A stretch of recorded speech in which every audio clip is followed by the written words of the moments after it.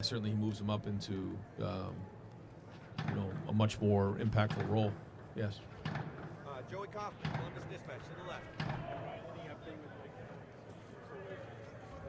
Yeah, I won't have any update on injury here. We'll get the availability report out on Saturday. Spencer from Letterman Row. Spencer Holbrook, Letterman Row. Yep.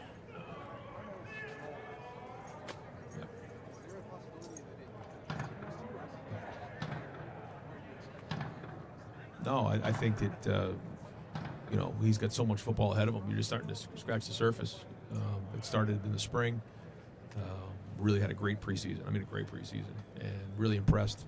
And now you're starting to see it on the field. So, we'll continue to try to build his reps up. And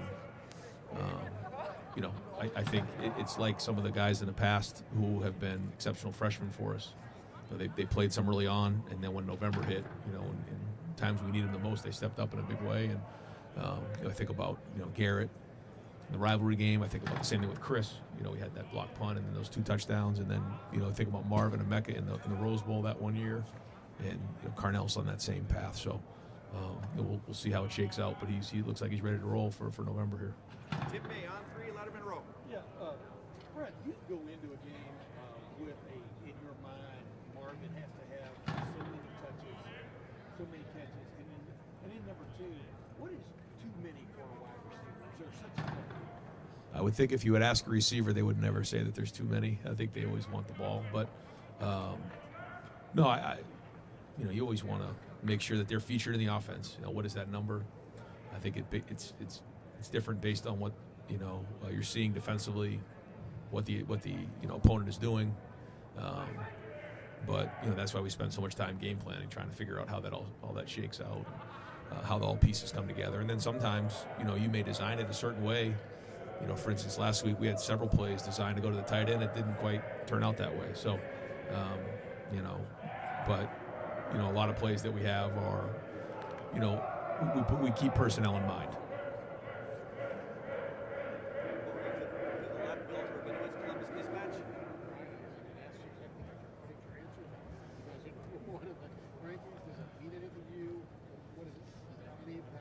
No, 0. No, we don't. It means we've had a good start, but our first goal was to win the first game. The next goal is to win the next 10, and then we have a few after that. And so, none of those goals have been met other than winning the first game. So, we got a lot of football ahead of us, and we just got to go to work, and we'll look up at the end of the year. Our goal is to be the number 1 team at the end of the season. Right behind him, Andy Baxter from Letterman Row. Right, I don't know if it's Jaden Fielding. I know you don't score touchdowns all the time. Yep. Is there a point in the season where you have to test his leg a bit?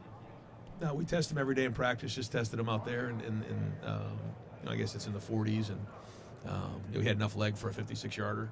Just missed it in practice, but no, he's quick. He has the leg, and there were 2 opportunities in the game last week that I really wanted to get. That was right around the 34, I think, maybe the 36, and we got pushed right out on the sacks, and so we got to do a better job there. But those were opportunities to make it a 2-score game, and would have definitely given him an opportunity there, and he's got to be ready this week.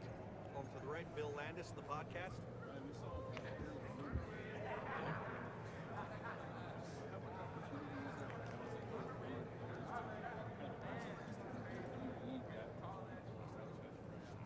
Yeah, for sure.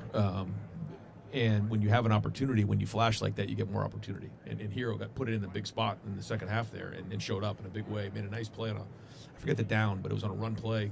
It was a second down, and that was a huge play in the game. I think there was like a little bit of momentum going on right there, and he made a nice play. So when you do that, you just build trust with your teammates, and then you're going to have more opportunity to prove yourself. So, everybody has an opportunity every day in practice to prove themselves.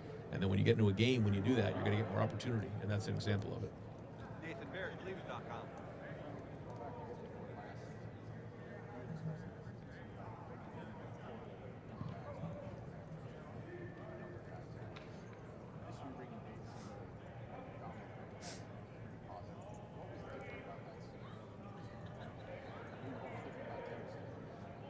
Well, I think when you look at that class that came in, we had Jordan, we had we had Denzel, J.K. Johnson.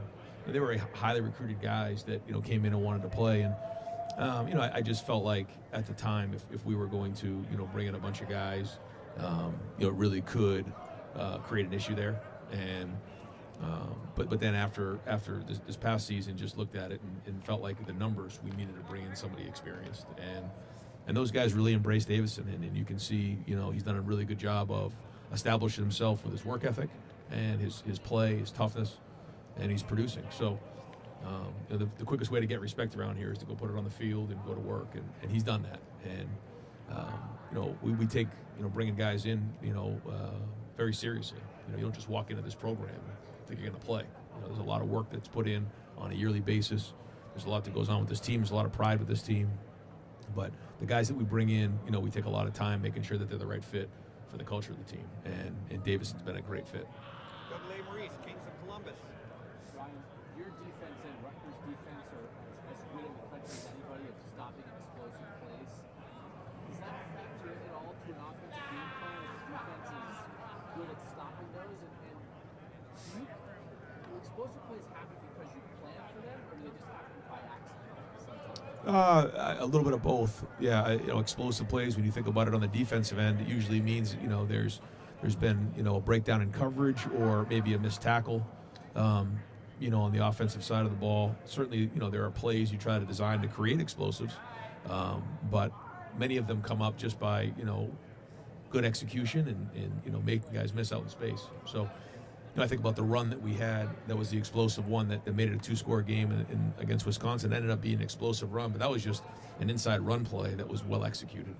So, to answer your question, a lot of it is, executing things well, getting your playmakers the ball in space. But then there's times where you got to design plays to do exactly that. And certainly part of that is pushing the ball down the field in the run game and getting the ball in the perimeter or in the pass game, and then getting the ball in the perimeter of the run game. Coach, thank you very much. All right, guys.